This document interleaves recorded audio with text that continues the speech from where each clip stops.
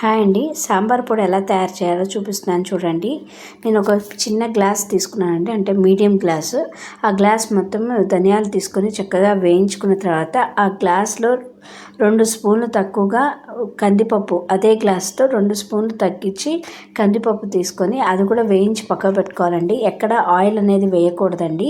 Oil వేయకుండా చక్కగా నూనె లేకుండా బాణీలో మందపాటి గిన్నెలో వేపుకోవాలండి. మందపాటి గిన్నెలో వేపుకుంటే మీకు మాడకుండా ఉంటాయి. తర్వాత చిన్న గ్లాస్తో మీకు చూపించా కదండి, చిన్న గ్లాస్లో అంత కందిపప్పు, అంతే గ్లాస్తో మినప్పప్పు, మీరు పొట్టు మినపప్పు అయినా అదే మామూలు గుళ్ళ మినపప్పు అయినా తీసుకోవచ్చండి.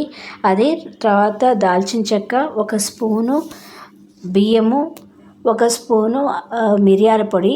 ఈ కారానికి తగ్గట్టండి, మేము కారాలు తక్కువ తింటాం కాబట్టి 1 స్పూన్ మాత్రమే మిరియాలు వేశాను. మీకు కారం ఎక్కువ తినేటట్టయితే 2-3 స్పూన్లు మిరియాలు అండ్ ఎండుమిరపకాయలు కూడా మీరు ఎక్కువగా వేసుకోవచ్చండి. తర్వాత 1/2 స్పూను మెంతులు ఎక్కువ వేయకండి, 1/2 స్పూన్ మాత్రమే వేయాలండి. తర్వాత ఇంగువ ఎక్కువ వేసుకోవాలండి, అప్పుడే కమ్మటి స్మెల్ వస్తుంది. దాల్చిన చెక్క వేయడం వల్ల బ్లోటింగ్ అనేది ఉండదండి, గ్యాస్ట్రిక్ ప్రాబ్లమ్స్ ఉండదు తిన్న తర్వాత కూడా. తర్వాత చక్కగా కడిగిన కరివేపాకును కూడా వేయించుకోవాలి.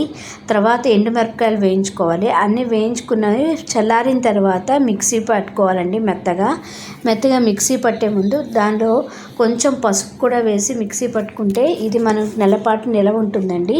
ఇలా పట్టుకున్న సాంబార్ పొడిని 1 స్పూన్ 2 స్పూన్, అంటే మీరు ఒక 3 మనుషులకైతే 1 స్పూన్ సరిపోతుందండి. లేదు 5-6 ఉంటే 2 స్పూన్ల సాంబార్ పొడి వేసి సాంబార్ కలుపుకుంటే చాలా టేస్టీగా ఉంటుంది. గుమగుమలాడే సాంబార్ అనేది రెడీ అవుతుందండి. ఇలా చేసుకుని చూడండి, చాలా బాగుంటుంది. మీరు మీ కామెంట్స్ ద్వారా తెలియచేయండి ఎలా ఉందనేది. ఏదైనా డౌట్స్ వస్తే కామెంట్స్లో చెప్పండి. Thanks for watching this video. Please like, share and subscribe to my channel. ఇలా తయారు చేసి చూడండి please. Thank you so much.